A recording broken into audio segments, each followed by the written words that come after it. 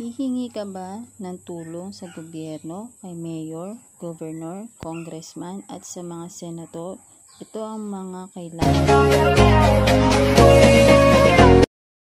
Ito ang mga dapat mong tandaan sa mga requirements sa paghingi ng tulong medical assistance. Number 1, barangay indigency. Kukuha sa barangay ng inyong sinasakupang tirahan. Libre po ito. Number 2, social case study. Kailangan nito ng barangay indigency. Makukuha mo ito sa munisipyo ng inyong lungsod.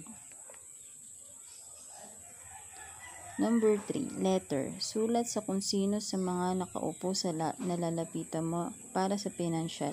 Isusulat mo doon kung ano kailangan mong tulong. Number 4, quotation. Presyo ito. Sa reseta ito sinusulat na may pirma ng doktor. Manggagaling sa doktor o ospital na pinapapagamutan.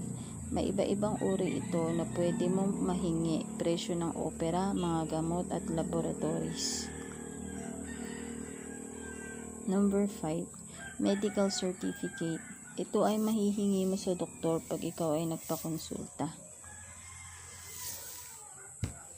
Number 6, ID. Kopya ng ID mo, identification o pagkakakilanlan.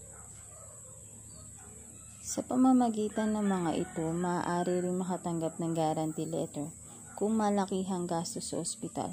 Kung mayroon ka na nito, ipinoproseso ito sa malasakit sa sinasakupan lamang ng ospital na pinagpapagamutan mo.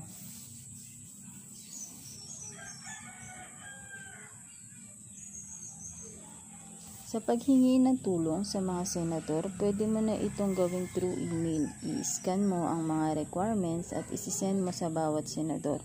Hanapin sa Google ang Senate of the Philippines. Hanapin doon ang kanilang mga impormasyon. Pwede rin na maihulog sa Dropbox nila na nagmumula sa Pasay, Metro Manila. Maaari rin humingi ng tulong sa mga party list, PCSO, DSWD, at kay BP. Tandaan, kailangan natin dito ng tiyaga. Pagsikapan natin, ito'y para rin sa ating sarili o kapamilya. Base po ito sa aking experience. Sana ay nakatulong ako sa lahat.